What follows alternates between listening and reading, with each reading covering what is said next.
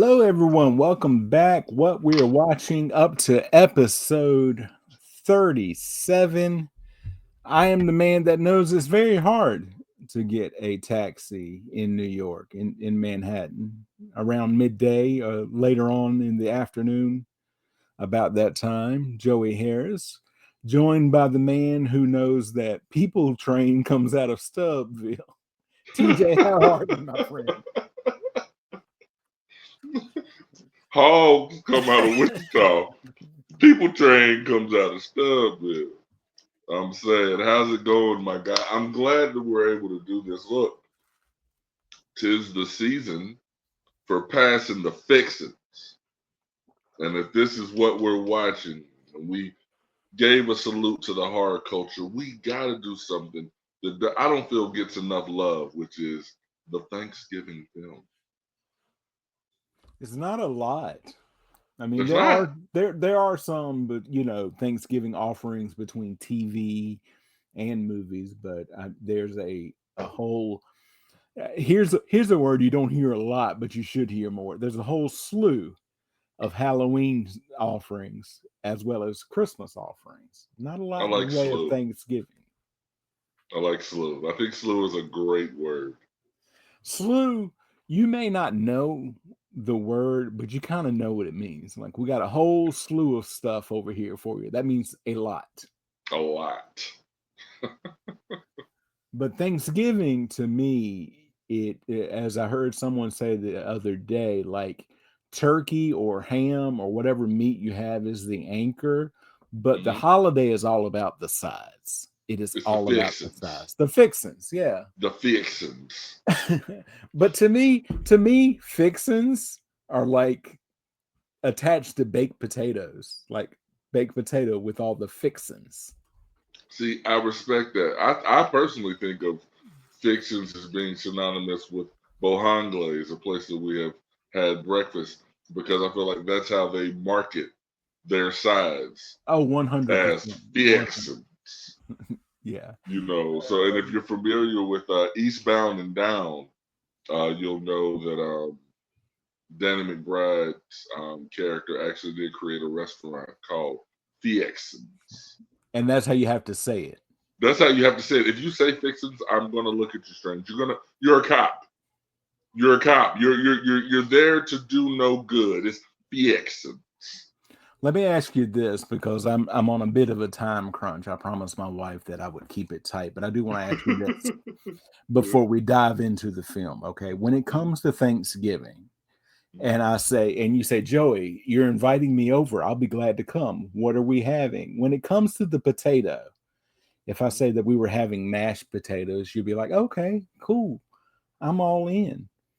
If I were to say we're having tater tots, you're like, ooh, that's intriguing. I'm all in.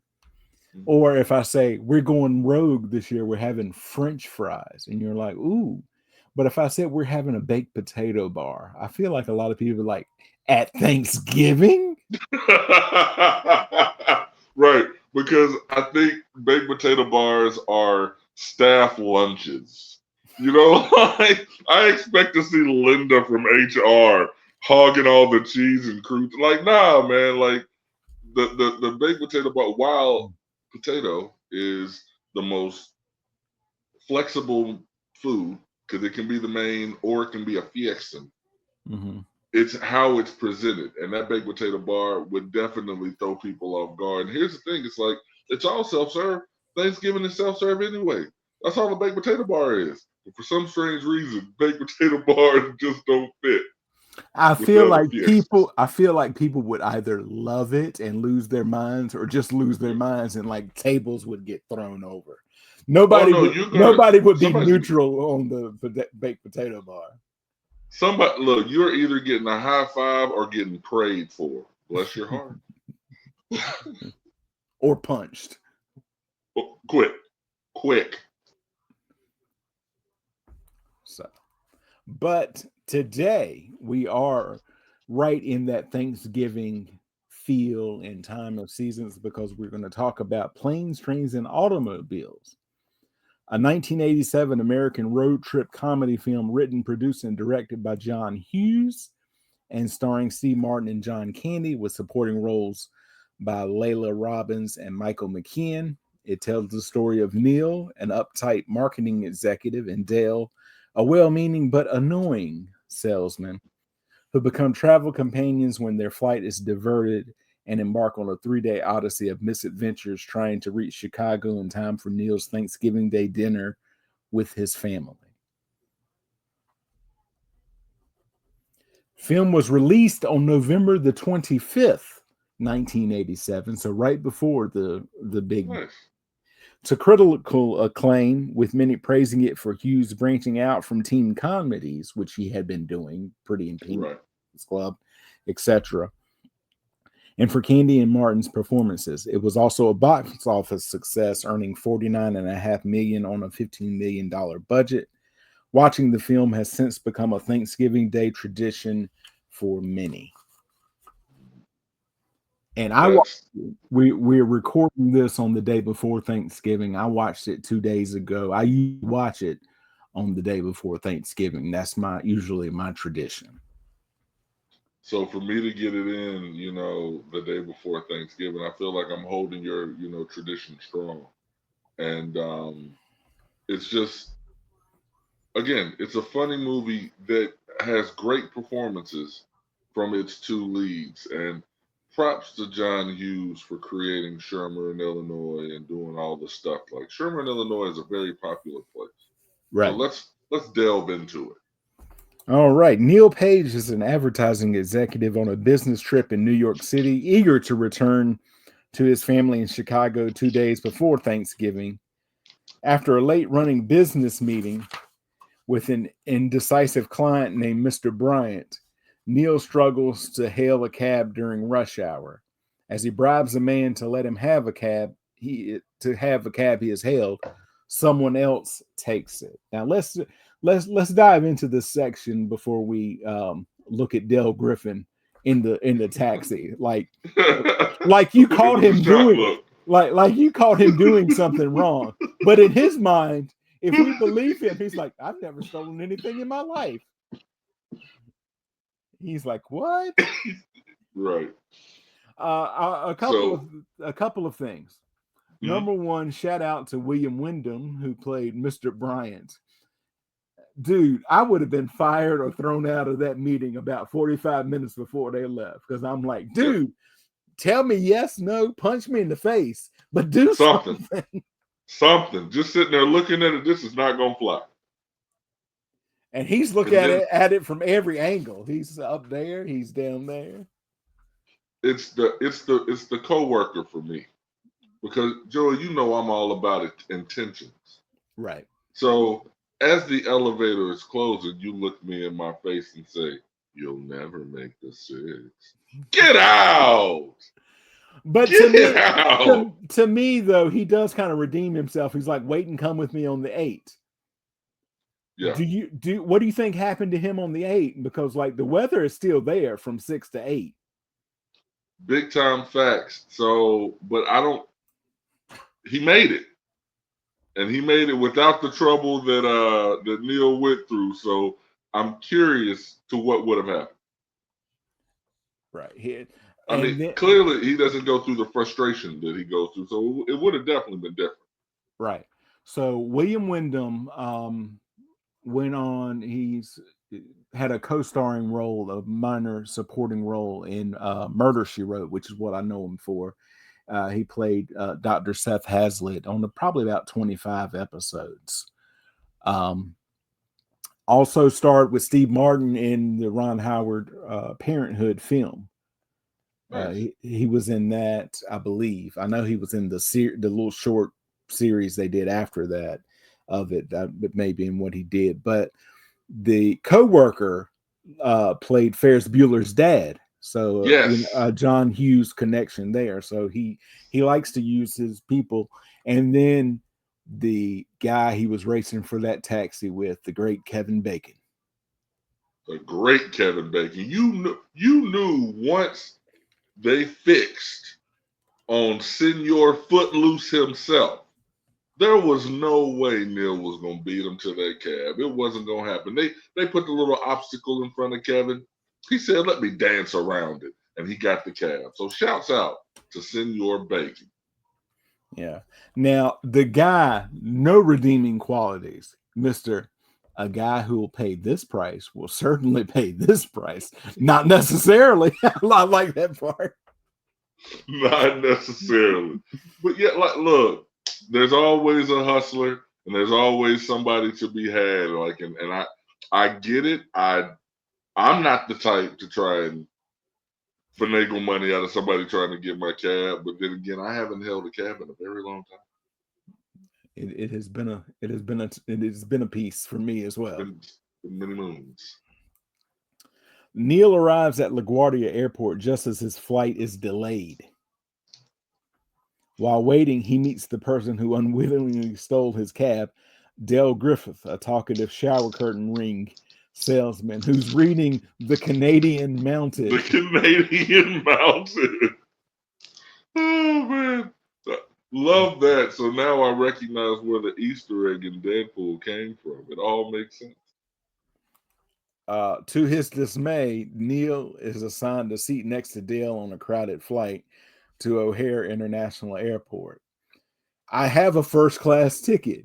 You have a coach seat assignment. The universe wanted these two people to be beside each other, really, because everything that could possibly happen to this man happened.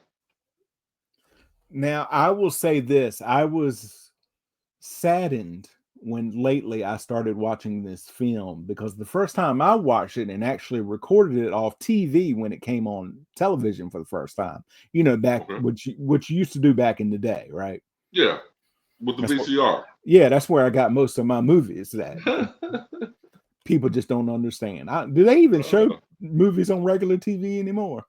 They do, actually, because look, I've had a hospital stay. So yeah, they do show movies. I mean, and they try and get current with it, man. I watched No Way Home the last time I was in there, man. So this was my favorite scene. In fact, I watched it right before we started recording. There was the scene that they did not put in the theatrical version, but they put in the TV version right here when they get charged when they take their in-flight meal and all that. And so just watch it it's on YouTube. I mean, it's official on there. They go, and it's the old man that's sitting next to Neil, and then Dale. Neil and the old man get lasagna that has been heated and reheated and reheated again. Dale gets a seafood salad because Dale always orders ahead, gets the special meal.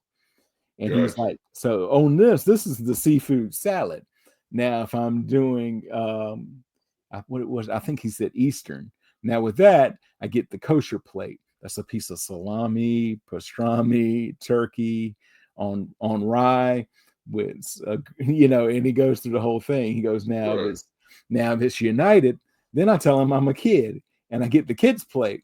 That's a hot dog with a bag of chips and a gherkin, and they give me a little package of Oreo cookies. That's what's up. And Neil says, what do you think this is? And that's when he says it's lasagna, but it's been heated so much and all that. And he said a friend of his used to work in the kitchens and lost the tip of a finger. Never could find it. They think it went to Singapore. And Neil says, I don't want it anymore. And he goes, do you mind if I have it? No, go take it. And so he asked the old man if he wants the roll. And the man said, I just started eating. He goes, no, the roll. Do you want the roll? And all that. He goes, what about the brownie? And Neil goes, no, I'd like the brownie. He wants to keep the brownie. Got a bit of a sweet tooth. And then the woman in front of them does her hair, and it lands back on the brownie. And you serious? And Dale goes, I guess you don't want that brownie now. Do you mind? It's hilarious. About 3.5 minutes, but nice. I'm gonna have to check that out. Thank you. I was disappointed it's not on the theatrical version, because it is just hilarious to me. All right. So a blizzard in Chicago diverts the plane to Wichita, Kansas, where Neil and Dale must stay overnight. During hotel check-in, Dale mistakenly takes Neil's credit card and vice versa. You still do the he's like, whatever that chain is, I'll have to charge you for the double. I'll charge you for the double room. I'll charge you for the double room. He goes, we're saving money already. Now, to be fair to Dale here, I'm not going to be fair to Dale because I think he's a lovable character, but he does have his flaws. Right. Those cards look incredibly similar, and Yes. I think the man put them back in the wrong order. He did. No, it was 1,000% the employee's fault. Right. He handed them off to the wrong ones. That was tough. But okay, I'll get to why it's messed up later, but I mean, yeah, that is 1,000% the employee's fault. Yeah. Forced to share the last available room, Neil loses his temper over Dale's irritating behavior. It just popped in my head. He goes, "You want to take a shower?" Excuse me. No, do you want to go first? I'm not asking you. He should have went first. He should have. He definitely would have went first. He left. Now I'm gonna be fancy here. Now, if I was growing up back at home, we just said he left me with one wash rag. Now this was a washcloth. They did leave him with the cloth, but he's like, and that's it. That's all he could do. And I'm just like, so having stayed in a hotel like that, they give you, let's say, 2 sets of everything. Right. Dale is messed up for that, bud. Like, I mean, come on. Dale is messed up for that because, I mean, all of them were gone, and it was still like 1.5 inches of water on the floor as if he took the shower and left the shower curtain open the whole time while he was in there. Yeah, that was tough. Right. And so they try to go to sleep first, and then Neil is trying to sleep, and Dale opens up the Canadian Mounted again, and he's reading with the lighter, and then he's clearing his sinuses. Yeah. And it's just Neil loses it. It's just one of those things after another, and finally he just loses it and goes off. Not to mention the beer that was spilled on his side of the bed. The beer that was spilled on his side of the bed. It was a vibrating bed. What did you think would happen? You learn later what really happened there. We'll get over that when I talk about some of the deleted scenes. And Neil just loses it on Dale, and I mean just tears him down, and you're like, I kind of get it until you get Dale's response, and you're like, this is a guy who's dialed into himself. See, this is the part where there's confliction, because Neil is justified to feel upset. Like, he is 100%, justified to feel upset. 100%. Dale doesn't see what he's doing as being an issue, so whenever Neil lashes out, he takes it personally. And then that response, hey, I like me. My wife likes me. My friends, my customers, they like me. And I'm like, dang, that sucks, right? Because I want to be mad at you right now, and I can't. But no, for real, one quick thing, Joey. You and I stuck in a hotel room that's only got one bed. And I don't drink beer, but if I did and it spilled on the side that was going to be yours, true stuff, I'm switching to that side. Right. I made it a mess. I'm sleeping on the wet side. I'm not going to do that to you. Right. Or if for some reason that can't happen, I'm pulling like the chairs together.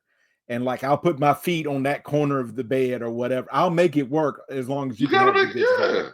You got to make it work. You gotta make it work. But it's like, and I don't have the perfect analogy to it. There's somewhere, but I look at it almost like Dale is like, I hate the feel of corduroy. I just never liked it. My mom and dad would buy me corduroy pants when I never hated it. I feel like Dale is corduroy. He's irritating. He, wears on you. But at the end of the day, he's doing what he needs to do, which is just to cover your front and back. Yeah, true stuff. The next day, with air travel prohibitively delayed. One thing before they go to the hotel that I always like, for some reason, it just cracks me up. Are you saying I could be stuck in Wichita? I'm saying you are stuck in Wichita. For some reason, the way he says that, he's like, you called home, I called the Braidwood Inn. Right. For some reason, that just cracks me up every single time.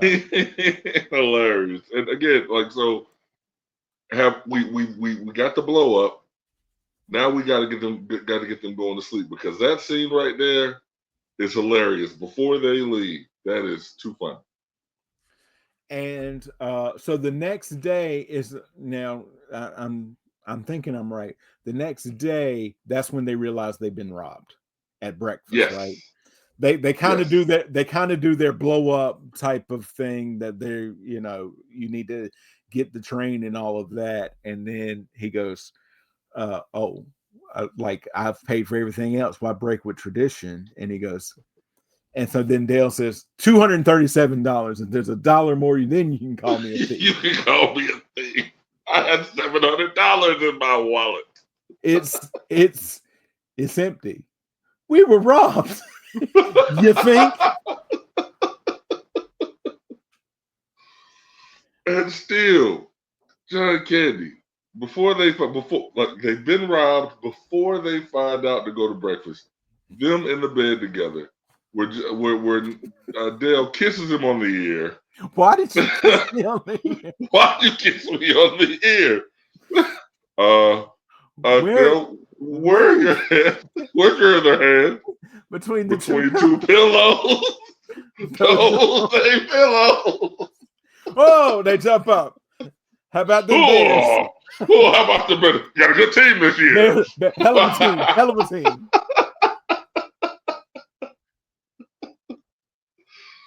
Too much. That, again, great acting, because Dale was on it 1,000%, holding his hand. They were spooning, for all those young people that don't know. Absolutely. Shoot. Oh, we have in my household, in fact, we got to bring it up again, or at least get it for a month.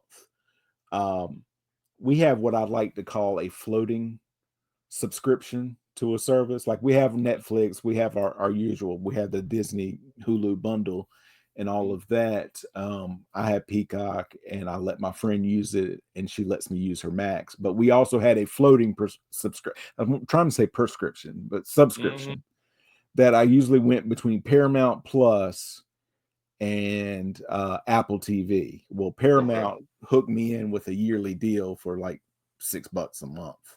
Nice. And all of that. So, but I need to get Apple TV for a month, because they've got a Steve Martin documentary on there, and somebody says that he talks about this film, and he gets very emotional when he's talking about John Candy, about how great he was in this role. And a lot of this stuff that they did, he said, first of all, most scripts that you come to, movie scripts that he receives, are like, the final script's like 110, 112 pages long, somewhere in there. This one was like 143 pages. And he said the cut that he saw, he remembered it being 4.5 hours long. Wow. The first cut that John Hughes submitted was 3 hours and 45 minutes, which means that they made him cut 2 hours and 15 minutes from this movie. I would love to see that. Absolutely. The director's cut of Planes, Trains, and Automobiles. But he says that they improvised, that he also said, like, here's some, like, overall, like, this is where we want to go. He goes, so after a while, he let us improvise, and we would just go with it. And a lot of that stuff, like where are the hands and stuff like that, he says were improvised. So I want to go. I need to just go ahead or see if they've got a good deal coming with Black Friday, so I can get it for like 3 months or something. Like that. So The next day, with air travel prohibitively delayed, Neil buys them both train tickets to Chicago. So they weren't, oh, I called the guy and they, went, we'll meet up for a drink at the bar car. Oh, I'm just going to get some sleep. And he's like, Yeah. he says to that little girl, "You're traveling home for Thanksgiving?" Me too. Well, no, he was quick to say, look, Neil was quick to say, we're not going to be able to sit together. So, I'll see you when I see you. I mean, he was trying to get rid of Dale so fast. However, the locomotive breaks down near Jefferson City, Missouri, stranding its passengers in a field. And we also alluded to it before that. We got to meet Owen before this. People train goes out of Stubbsville. Go to Stubbsville, yes, sir. Get your lazy behind out here. No, we got it. No. First shot came out sideways. Is that right? Is that right? And then she just spent something like, you know what? But Owen just like, what noise was that he was making with his sinuses, bro? Like, that was deep. Are you Gus's kid? I'm Owen. He never answered the question. He never answered. What we didn't realize is 10 minutes later, Gus's kid actually did pull up looking for him.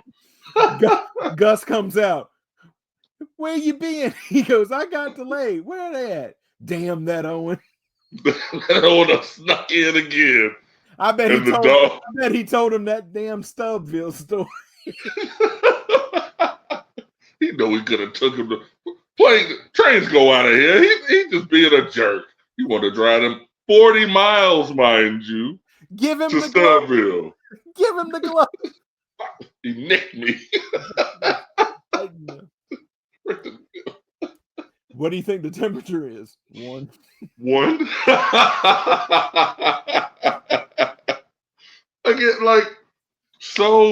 Again, just the conversation, the dialogue, right back. So when you tell me that back and forth. When you tell me that a lot of this is improv, I'm like, you know what? I can actually see that now. Really? Because Steve Martin was like that. Was never a cast member of Saturday Night Live, but has hosted it, I think, more than anybody else, and has been in a lot of those sketches and stuff. And of course, John Kennedy, a member of Second City, did SCTV and all of that. So yeah. Are we almost there? Little while yet. So the passengers are stranded in a field. Neil takes pity on Dale, who is struggling with his trunk, and they reunite, traveling on a crowded bus to St. Louis. Now this is the part I'm like, I got to remember to talk about this with TJ. Now Neil, I think for most of this, is miserable. There are times when he's into it. I think this was the only time he tried to get it. He's like, you know what?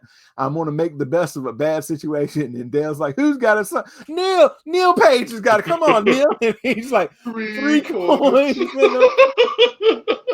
And they just all look at him and he's like, oh, come on, you don't need each one to happiness.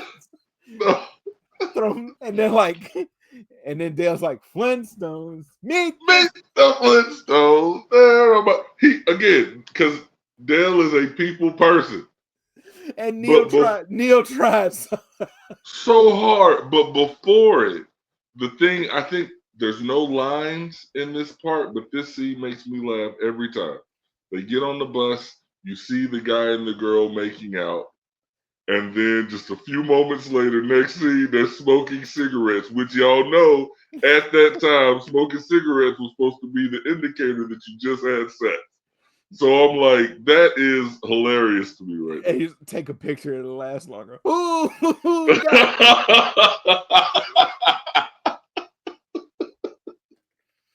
Got him. That's awesome. Oh, goodness. However, Neil offends Dale by suggesting that they go their own directions and the men part ways again. Now, when is it that he's selling all the shower curtain rings? After they get off that bus. Yeah. Because they're trying to look for that next transportation. So he sells all those rings off and they split the money, and then boom.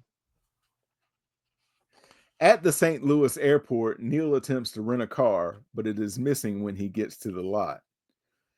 And then he goes back, and folks, hold on. Let me see here if they say. Did you count how many he did? I didn't count how many he did. I was counting. I believe this came out with either PG or PG-13, which shocked me at the time. Right. Because I'm like, he might have said, how many can I get away with? It's based on where they are featured in the film. And I didn't know that because I thought it was always just about cursing or profanity or whatever. But it's a matter also of when it is shown in the film, which is also why Guardians of the Galaxy 3 got away with one as well. Right. I'm looking it up now.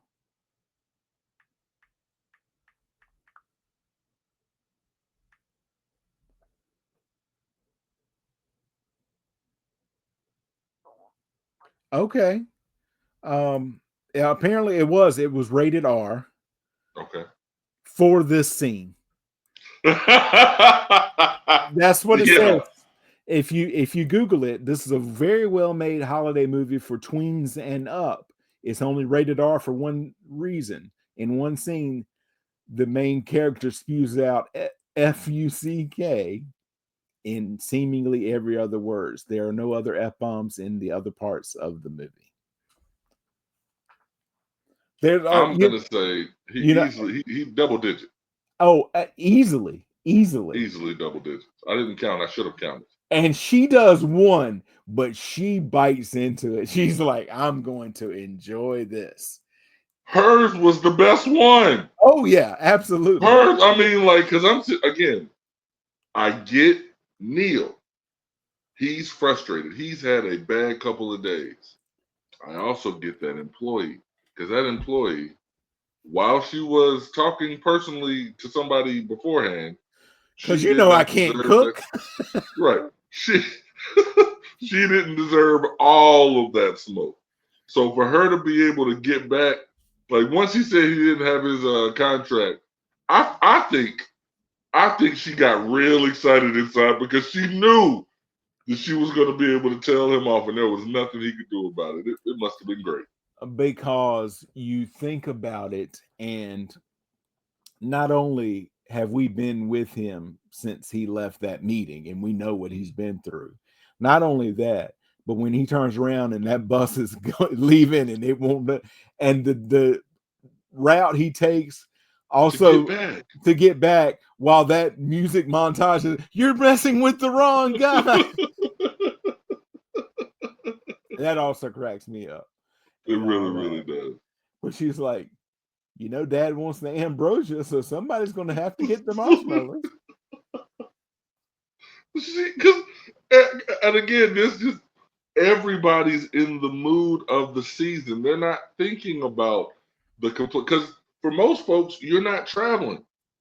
Right. So if I'm working the counter at a rental agency, I'm not worried about having to travel X amount of miles or X amount of hours to get there. I already know what it is. I'm just making plans to go and eat. Mm-hmm. And so she tells him off. He goes outside. He goes to the dispatcher because he attempts to book a taxi to Chicago. He's like, you're in St. Louis. Why don't you take an airplane?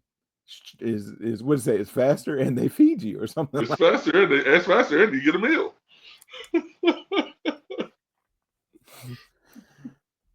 But he insults him, and the dispatcher punches him in the face. Clean. By chance, Dale arrives at the scene in his own rental car and takes Neil with him. Dale nearly gets them killed when he drives the wrong direction on the freeway. Hands down, my favorite scene of the whole thing, because I'm driving. He's doing the Ray Charles, the mess around, doing the mess around and all that, but he smokes like my uncle used to smoke. You know, when he finishes and then you roll down the thing. But Throw it my uncle would like start at the top and then he would like do his hand along the top of the window so to that make same sure it thing goes out. doesn't happen, which Yeah. means it has happened in the past and it didn't get that far out of hand, you know. But then his arm gets stuck and he's spinning around. We almost hit a deer. And then he goes back up and he's driving. And that couple comes along going, "We're going the wrong way." And he goes, "What did he say?" "Oh, he says we're going the wrong way." How does he know where we're going? Yeah. Yeah. How do you know? He's drunk. Thank you. Thank you.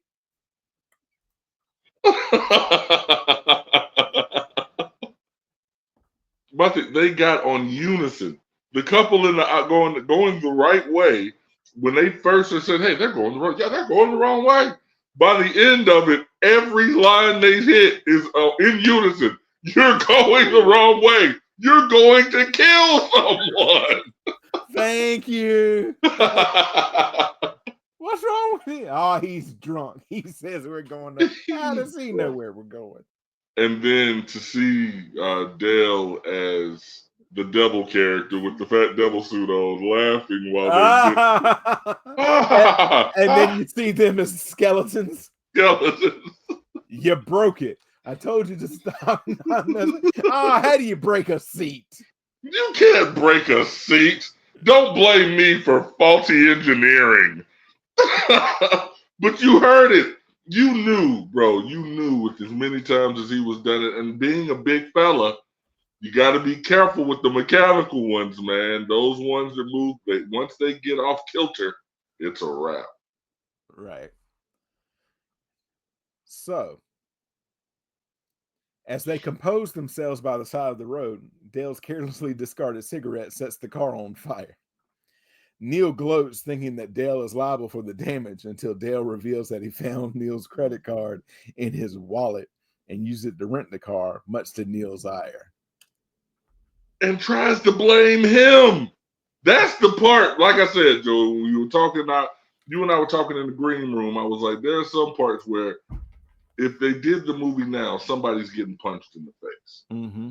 Because yes, we talked about the situation with the employee at the hotel switching the credit cards up. Okay.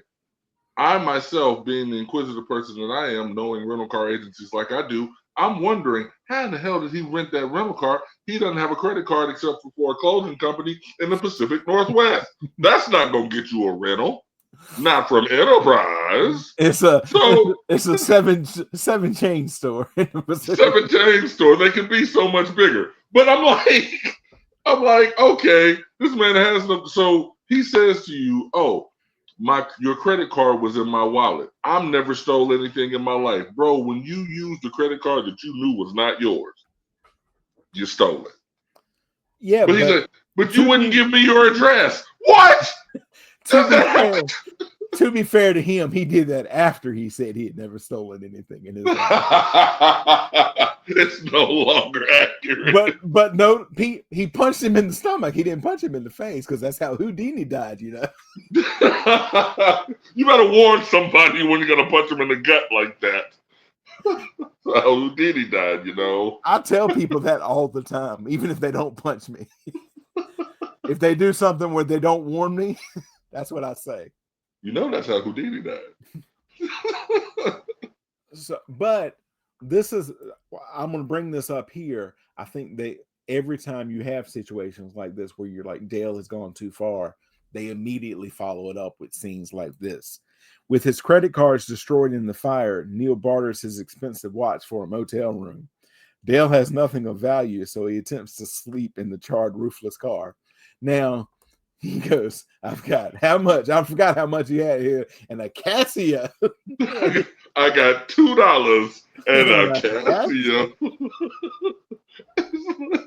I think I'm gonna say goodnight. Seeing this, Neil pities Dale and invites him inside. But before he does, Dale does that whole thing where he's like, "You're right. I go too far and I alienate people and all of that." So that's called foreshadowing, folks.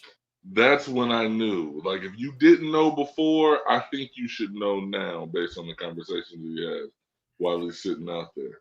I always took it, at least the first time that I saw it. Of course, I'm a kid at the time. I'm like 10, maybe 11 when it comes out. I always thought that she had divorced him, that she had kicked him out. They share Dale's collection of miniature liquors and laugh at the events of the past 2 days. The next day, the pair resumes their trip in the burnt car, but the Illinois State Police impound it for being unroadworthy. Now, I'll say this. This is another time where Neil seems to be enjoying himself because they are tearing up Blue Moon of Kentucky. Yeah. He's like, how fast are you going? The speedometer melted. I really don't know. Cop pull up. Hey, how fast were y'all going? Well, sir, the speedometer melted, so we really don't know. 78 miles per hour. How about that? I guess it didn't feel like it. No, sir. Yes, sir. The radio works perfectly. Surprisingly enough, it sounds clear. You think this car is roadworthy? Yes, I do. Yes, I do. And that is a cameo by the young man from the movie Clue, Mr. Michael McKean. Yes. Dale persuades a trucker to take them to Chicago, and they ride in the truck's refrigerated trailer. There's just one thing. He's a little touchy about who he lets up front. Dale was just up front. Now, mind you, and I thought this today when I'm watching it, bro. As soon as I see the big red truck, I said, that's Mac from Cars. Like, if you know Pixar, that was Mac. That has to be the inspiration for Mac from the movie Cars, man, because it is the brightest red truck I ever did see. And did you see how quickly the driver shut the door? Like right when Dale said that, he's real particular about who rides in front. Well, maybe it's a deleted scene. It's like, excuse me, sir, we're real hard up. Are you in chance going to Chicago? Damn, I'm going directly there. I can drop you off by the L train, but you are not riding up front with me. That's fine, sir. But would you mind at least taking me around so that my friend can see that I actually got us something? Because I kind of owe him a lot. Sure, but the minute we see your friend, you're getting your ass out of my cab. Get out my cab. Duly noted, sir. I will let him know. At a Chicago L station, Neil thanks Dale for getting him home, and they part with affection. As Neil rides a commuter train to his neighborhood, he recalls some of Dale's odd comments and silences during the journey. And a lot of the reviews that I saw were saying that they're like, they could have just parted then. And you're like, oh, that was a nice thing. But he finally got home. But damn, they didn't hit you with that gut punch of all of him thinking back and going back. Neil returns to the station where he finds Dale still sitting. Dale explains that he is homeless and a widower. Neil brings Dale home for Thanksgiving dinner and introduces his family to his new friend. And I can tell you this, TJ, I don't know why. It's one of those things. Like, I know it's coming. I tear up when you see them two carrying that trunk to his house at the end of the movie. I feel that. In a post-credit scene, Mr. Bryant is still in his office alongside a half-eaten Thanksgiving dinner, trying to decide on a poster. Have you ever watched that? I didn't watch that. I have not watched that post-credit. I always top it off. All of his Thanksgiving food is there in society. Neil doesn't say a word. He's like,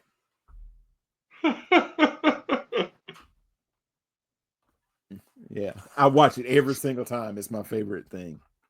So coming down to that ending, bro, and I like, because I like to look at film for how they make it. Mm-hmm. I'm like, here he is. He's on this L train. We get this montage. Right. I have 3 children. I have a wife. Cherry pie, turkey. And now I'm laughing at the things that I've been. So now you see him actually laughing at things he had been upset about because he realized it's over and he got through it. So when he starts to listen to, like you said, think about the silences and Neil says, he talks about his wife, but yet he says he hadn't been home in years. All of that starts to click for the guy, and it's the fact that he went back. Right. That's how you know he made a friend, because for all intents and purposes, he had no reason to turn around on that guy. Yeah. All right. So Planes, Trains, and Automobiles began filming in February 1987 and lasted 85 days. It was filmed mostly in Batavia, New York, and South Dayton, New York. A scene that takes place in St. Louis was filmed at St. Louis Lambert International Airport. There was also a scene in Braidwood, Illinois at the Sun Motel, as well as a scene in Woodstock, Illinois, where the city's old courthouse was shown. Rewrites Hughes did during filming made the amount of footage he shot much larger than the original screenplay needed, and the film's first cut was 3 hours and 45 minutes long, featuring a number of additional characters and subplot. One key subplot about Neil's wife not believing him and suspecting that he is with another woman or other women was cut. The young man who robs Neil and Dale was to be introduced as a pizza delivery man who places a 6-pack of beer on a vibrating motel bed, causing a can to burst when Neil attempts to open it. Wow. Okay. Yeah. The soundtrack, a cover of Every Time You Go Away, performed by Blue Room, is played over the final scene and the credits. Hughes planned to use Paul Young's well-known hit version, but was denied the rights by the record company, even though Young approved of Hughes's planned use of the song and wanted to see it included. So that is not the version that everybody knows. Okay. The soundtrack album was released in 1987 as a physical vinyl and compact disc, but has since gone out of print. It is available for download on iTunes. Every Time You Go Away and Power to Believe were not included on the album. The soundtrack instead featured the original version of Power to Believe with lyrics. The instrumental version of Power to Believe was not released until 2014 when the Dream Academy included it on its compilation album, The Morning Lasted All Day, a retrospective. The movie opened in American theaters on November the 25th, 1987, the day before Thanksgiving, and finished third for the weekend, grossing $7,009,482 after its first 5 days. The film grossed $10,131,242 and stayed in the top 10 for 7 weeks. The movie finished its 12-week American run on January the 22nd, 1988, with $49,530,280. The proposed budget was $15 million. The film was released in the United Kingdom on February the 12th, 1988, and topped the country's box office that weekend. Planes, Trains, and Automobiles marked a widely noticed change in the repertoire of John Hughes, generally considered a teen angst filmmaker at the time. It was greeted with critical acclaim upon release, in particular receiving 2 thumbs up from Siskel and Ebert, with Gene Siskel declaring it Candy's best role to date. The film was featured in Roger Ebert's Great Movies collection, Ebert writing that it is perfectly cast and soundly constructed, and all else flows naturally. Steve Martin and John Candy don't play characters, they embody themselves. That's why the comedy, which begins securely planted in the twin genre of the road movie and the buddy picture, is able to reveal so much heart and truth. On Rotten Tomatoes, the film holds an approval rating of 92% based on 66 reviews with an average score of 7.9 out of 10. Thanks to an impeccable chemistry between Steve Martin and John Candy, as well as the deft mix of humor and heart, Planes, Trains, and Automobiles is a hilarious, heartfelt holiday classic. On Metacritic, it has a score of 72 out of 100, based on 22 critics, indicating generally favorable reviews. Audiences polled by CinemaScore gave the film an average grade of B+ on a scale of A+ to F. Okay. I believe all that. Yep. Argan Algan categorized Planes, Trains, and Automobiles as a lively portrayal of an in-person interactions between people of different economic classes. People curse, make out in public, speak in platitudes, and retell the same jokes, Genuinely, they are coarse and loud, imperfect, but not without love. Home media in October 2022, so 2 years ago, Paramount released a 4K Ultra HD Blu-ray release. The release included 75 minutes of deleted and extended footage, much of which was thought to be lost but was rediscovered and cleaned up from the John Hughes archive. It was released in the U.S. on November the 22nd, 2022. Nice. I'm curious as to what the director's cut will look like. I know John Hughes isn't able to give it to us, man, but somebody somewhere has to have that. So if Steve Martin said he saw a rough cut, I'm thinking the rough cut he saw was not 4 hours. It was just the 3 hour, 45 minute one. Bring him in. Anybody else who's still alive, John Hughes's people are still around. There had to have been a shooting script. Put it together from that. If nothing else, they can take the scene that I saw from the TV release and include that back in along with some other things. Is, you know, I'll take whatever we can get at this point. Big time facts. But to give that review on it, because you made the comment about what Siskel and Ebert had said about John Candy's performance, and I 1,000% want to agree with that. I mean, I feel like if you're a comedic actor or an actor who has a background in stand-up, you want a role like this because you don't want to be typecast as the funny guy, especially if you're a big dude. You don't want to be the funny fat guy. You know, so to get an opportunity to show some range and to do it as well as he did in this film, top notch. I heard a reviewer one time talk about this, and they talked about John Candy was Chris Farley's hero and all of that. But there was a difference. John Candy was 6'4". And even though he was a bigger man, he carried his heft differently than Chris Farley did. Chris Farley was about 7 or 8 inches shorter. I believe, I don't want to say that, but he was shorter. I'll say this: he was not 6'4" and all of that. And I've carried this with me because, you know, being a bigger guy myself, although now much smaller than I was, I always carried something Farley said. Farley said it doesn't matter what he did or the roles that he did. In the back of people's mind, he would always be the guy that I came to see the fat guy fall down. And you can't get past that. And I think that the only person who was able to really do that was Candy. And because of roles like this, right? Because, like I said, he was funny when he needed to be funny. There was comedy in there. Let's not get lost on that. This isn't a drama. You know, this is definitely a comedy, but he made you feel for him.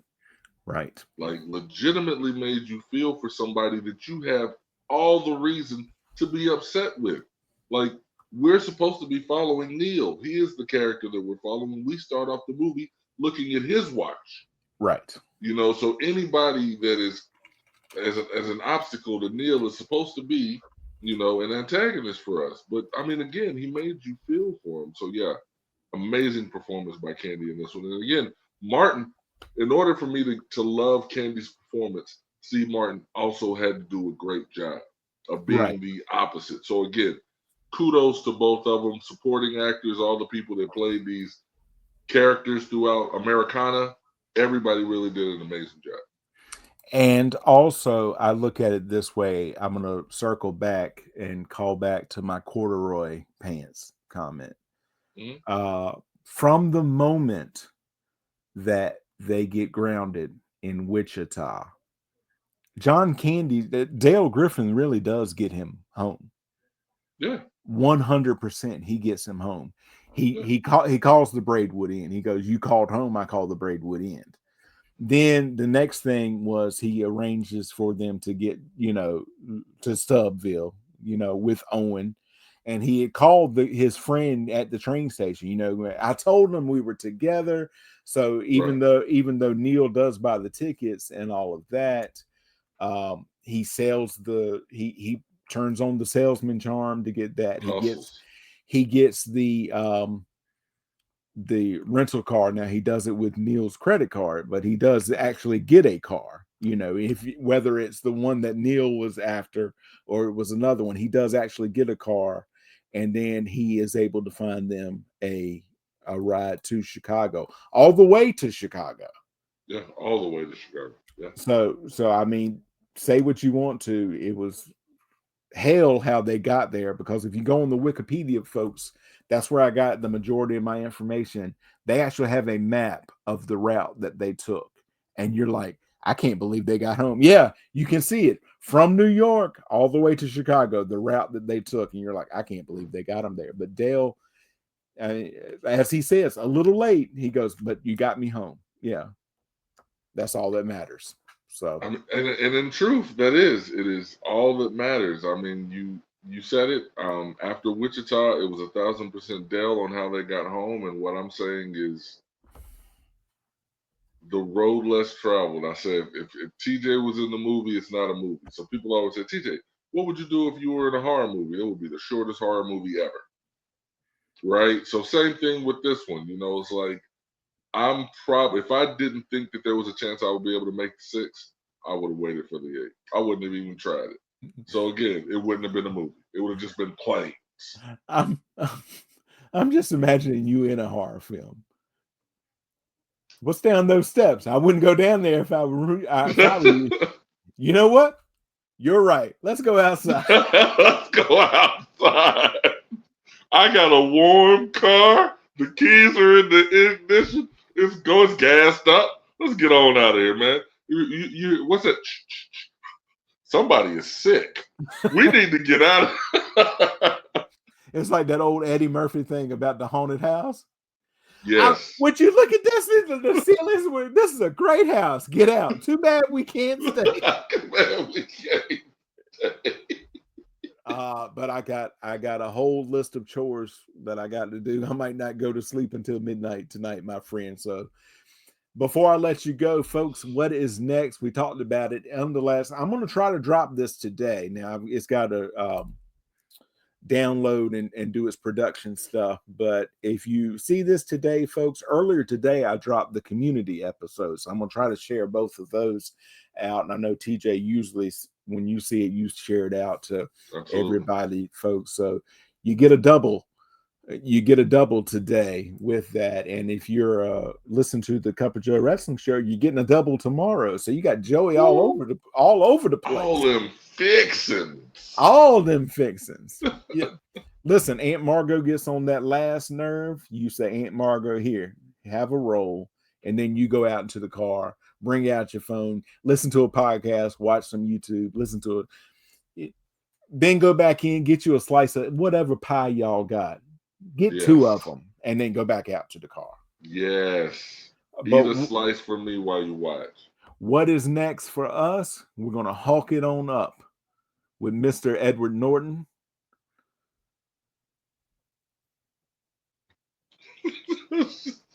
and then so we don't have to scramble. After that, I'm thinking we should do something Christmassy. Now we're doing another list episode. Now, list is always good, but there are a slew. Now that's what they call a callback of Christmas things that we could do. There are a slew of Christmas films. So what? And we're gonna chop it up. What are we doing? Oh, we're listing it, man. All right, we're gonna have a list. There's too many. So this is what we're going to do, folks. The next time we come to you, we're doing the hog, and then after that, we're going to list our top 5. You think, or top 10? Top 5. So we'll end up with at least 6. So if we got one of ours will be different. So we'll have at least 6 films or specials. Got to between us. But in the meantime and in between time, go ahead and share any and everything you got, my friend. Hey, y'all know more and more things coming. I'm always going to promote Has Anyone Seen Bill? It is an amazing project that I was able to be a part of that focuses on the homeless epidemic in the United States, and it is continuing to grow. So be thankful for what you have. You know, that is my spiel, man. Just be thankful for the friends and family you have in your life. I'm thankful for Joey, and I'm glad we were able to get together twice this week. And even though I got to see him twice, I'm still wondering what happened on Sunday as I was listening to him and Nan on the podcast. Y'all have a blessed Thursday, man. Keep shining. I would say the same thing. Always good to be here and chop it up with you, my friend. Absolutely. So keep it up. Make sure that you subscribe, hit the bell every time. You'll be notified every time that we drop an episode. And so we're doing that headed towards the end of the year. So you'll make your own lists out and share those in the comments while you play. So there's something you can do. Make sure you watch this movie, folks. It is a fantastic Thanksgiving movie to watch. So get you some leftovers. So sometimes that's the best part of Thanksgiving to me. It's the leftovers, making that sandwich and stuff like that. Ain't nothing wrong with it. But at the Joey Harris everywhere. TJ, as always, my brother, thank you so much. And we will see you all next time.